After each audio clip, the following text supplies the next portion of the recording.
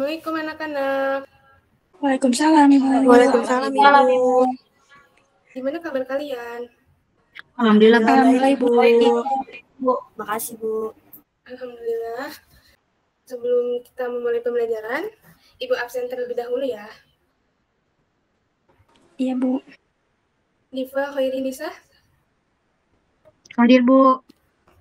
Eva Khairinia Erdayani, Hadir, Bu. Intan Nur Hidayah, Hadir, Ibu. Mutiara Rengganis, Hadir, Bu. Nabila Qurrata Aini, Rifda Destiara Ramadhani, Salma Nindya Putri, Hadir, Ibu. Sinta Wahyu Mulandari, Hadir, Bu. Siti Farah Waidah, Hadir, Bu. Suci Ramanda, Hadir, Bu. Wafik Aziza Ismi Esa Putri. Hadir, Bu. Nah, tadi sudah Ibu absen semuanya. Lalu selanjutnya, sebelum memulai pembelajaran, kita mulai dulu dengan membaca doa. Terlebih dahulu, anak-anak siapa yang ingin memimpin doa sebelum belajar? Saya, Bu. Baik, Farah. Dimulai saja untuk berdoanya. Baik, Ibu. Sebelum belajar, alangkah baiknya kita membaca doa. Membaca doa mulai. Selesai. Mengucapkan salam. Assalamualaikum warahmatullahi wabarakatuh. Assalamualaikum warahmatullahi wabarakatuh. Waalaikumsalam warahmatullahi wabarakatuh. Baik, kita mulai saja ya, anak-anak. Sebelumnya, apakah anak-anak ada yang tahu materi apa yang akan kita pelajari hari ini? Panas dan perpindahan, Ibu. Iya, benar. Kegiatan pembelajaran hari ini yaitu mengenai tentang perpindahan panas dan perubahannya. Sebelumnya, anak-anak apakah sudah ada yang tahu perubahan panas itu apa? Belum, Bu. Belum tahu, Bu. Nah, karena belum ada yang tahu, materi kali ini yaitu tentang perpindahan panas atau kalor. Saya presentasiin dulu ya, sebentar. Materi kali ini yaitu panas dan perpindahannya. Antara suhu dan kalor ini memiliki perbedaan. Untuk suhu, pengertiannya yaitu derajat panas atau dinginnya suatu benda, dan alat yang digunakan untuk mengukur suhu adalah termometer. Nah, pada hakikatnya, suhu adalah ukuran energi kinetik rata-rata yang dimiliki oleh molekul-molekul suatu benda. Sedangkan untuk pengertian kalor dan perpindahannya yaitu suatu bentuk energi yang diterima oleh suatu benda yang menyebabkan benda tersebut berubah suhu atau wujud bentuknya. Kalor ini berbeda dengan suhu karena suhu merupakan ukuran dalam satuan derajat panas. Sedangkan kalor merupakan suatu kuantitas atau jumlah panas baik yang diserap maupun dilepaskan oleh suatu benda. Perpindahan kalor ini dapat didefinisikan sebagai suatu proses perpindahannya suatu energi atau kalor dari satu daerah ke daerah lain akibat adanya perbedaan temperatur pada daerah tersebut. Pada kalor ini memiliki konsep. Yang pertama ada kalor yang diperlukan sebanding dengan massa benda. Semakin besar massa benda ini semakin besar, maka kalor yang diperlukan juga semakin besar. Lalu kalor yang diperlukan sebanding dengan kalor jenis benda. Kalor yang diperlukan untuk menaikkan suhu yang sama, ternyata besarnya berbeda bergantung pada jenis bendanya. Yang ketiga, kalor yang diberikan sebanding dengan kenaikan suhu benda. Makin banyak kalor yang diberikan kepada benda, maka semakin besar kenaikan suhu benda. Jadi, banyaknya kalor yang diperlukan ini menaikkan suhu benda bergantung pada massa benda, kalor jenis benda, dan juga perubahan suhu. Selanjutnya, ada jenis benda berdasarkan kemampuan penghantar kalor. Terbagi menjadi dua, yaitu konduktor dan isolator. Konduktor ini adalah penghantar benda yang dapat menghantarkan kalor dengan baik. Contohnya ini seperti besi dan aluminium. Kenapa besi sama aluminium ini disebut benda yang menghantarkan kalor dengan baik? Karena dalam perubahan panas, dia ini dapat menghantarkan panas dengan baik. Kayak contohnya dalam konduksi, kan air mendidih. Jadi kalau pakai gelas yang terbuat dari besi atau aluminium itu cepat panasnya. Sedangkan kalau isolator ini benda yang tidak dapat menghantarkan kalor dengan baik. Contohnya seperti kain dan kayu, karena dia susah untuk merambat energi panas. Selanjutnya, cara atau macam konsep perpindahan kalor terbagi menjadi 3, yaitu tadi konduksi atau hantaran, yang kedua konveksi atau aliran, yang ketiga radiasi atau pancaran. Konduksi ini perpindahan kalor melalui perantara, tanpa diikuti perpindahan partikel zat perantaranya. Nah, di sini partikel zat perantaranya yaitu benda padat. Yang kedua ada konveksi atau aliran, yaitu perpindahan kalor melalui perantara dengan diikuti perpindahan partikel zat perantaranya. Selanjutnya, radiasi merupakan perpindahan kalor tanpa melalui perantara, biasanya disertai cahaya. Selanjutnya yaitu contoh-contoh perpindahan kalor dalam kehidupan sehari-hari. Anak-anak, apakah kalian bisa mencari tahu salah satu contoh konduksi dari PPT slide yang saya tayangkan? Mungkin tidak ada. Nah, contoh konduksinya itu di kehidupan sehari-hari yaitu knalpot motor menjadi panas saat mesin dihidupkan. Yang kedua ada tutup panci menjadi panas saat dipakai untuk menutup rebusan air.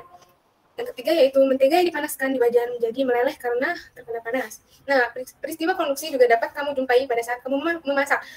Pada saat kamu menggoreng, ujung spatula yang kamu pegang maka akan terasa panas walaupun ujungnya tidak bersentuhan dengan api kompor. Selanjutnya ada contoh konveksi, yaitu gerakan naik dan turun air ketika dipanaskan. Yang kedua, gerakan naik dan turun kacang hijau, kedelai, dan lainnya ketika dipanaskan. Yang ketiga, terjadinya angin darat dan angin laut.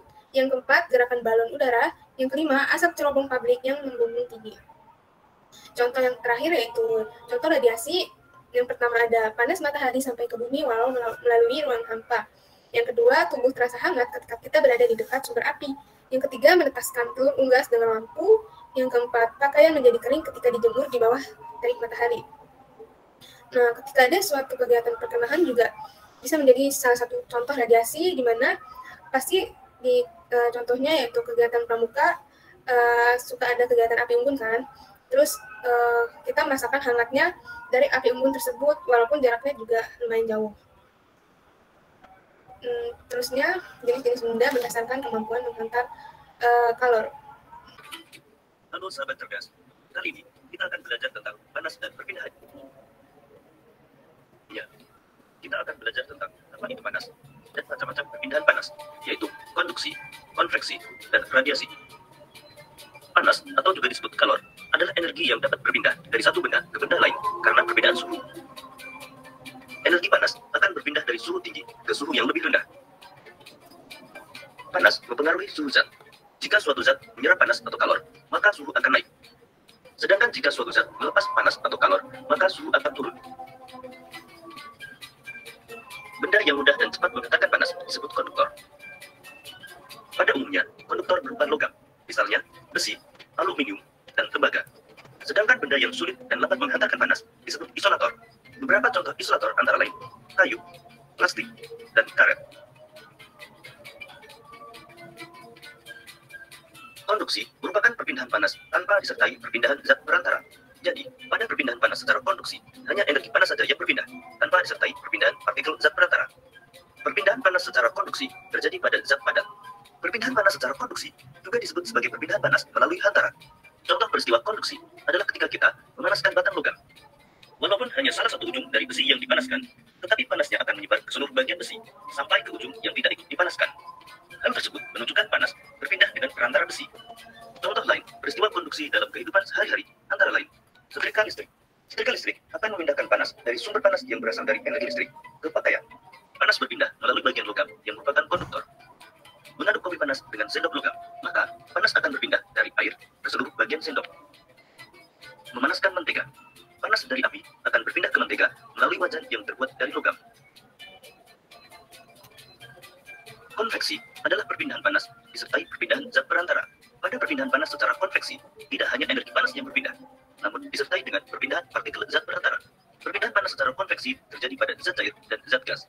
Perpindahan panas secara konveksi juga disebut sebagai perpindahan panas secara aliran. Perpindahan panas secara konveksi dapat kita lihat pada saat kita memasak air. Air yang panas terlebih dahulu adalah air yang berada di bagian bawah. Kemudian, air yang panas tersebut akan naik. Sedangkan air di atas yang masih dingin akan turun. Begitu seterusnya, peristiwa konveksi terjadi selama proses memasak air. Selain merebus air, peristiwa perpindahan panas secara konveksi antara lain asap cerobong pabrik yang membumbung tinggi, terjadinya angin darat dan angin laut, gerakan balon udara,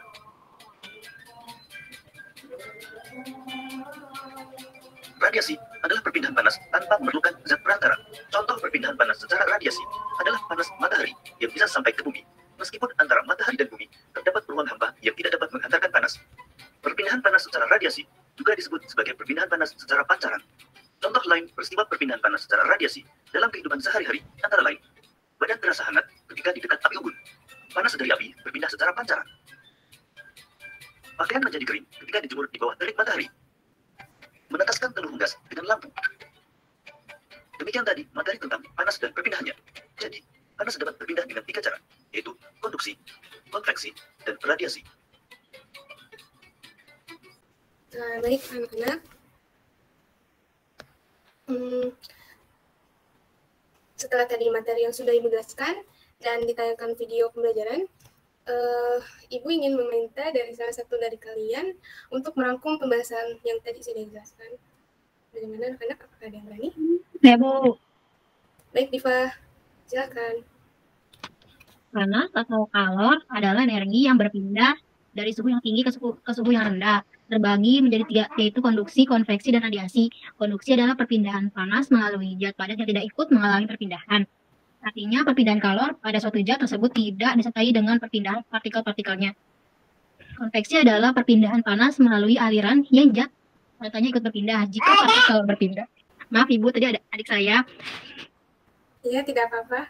Silakan dilanjutkan. Jika partikel berpindah dan mengakibatkan kalor merambat, terjadilah konveksi. Baik, mungkin Diva ada gangguan? Maaf ya Bu, ada gangguan. Ya, apakah ingin dilanjutkan, Diva? Dan jika partikel berpindah dan mengakibatkan kalor merambat, terjadilah konveksi. Konveksi terjadi pada zat cair dan gas. Maaf Ibu, di sini tidak kondusif. Mungkin bisa dilanjutkan oleh yang lain. Baik, apakah anak-anak yang lain ingin melanjutkan rangkuman dari Diva? Saya, Bu. Baik, Farah. Silakan. Jadi perpindahan kalor tanpa zat perantara merupakan radiasi. Radiasi adalah perpindahan panas tanpa zat perantara. Radiasi biasanya disertai cahaya. Udah, Bu. Baik, terima kasih, Farah. Selanjutnya, tadi kan teman-teman kalian sudah menyampaikan dokumennya.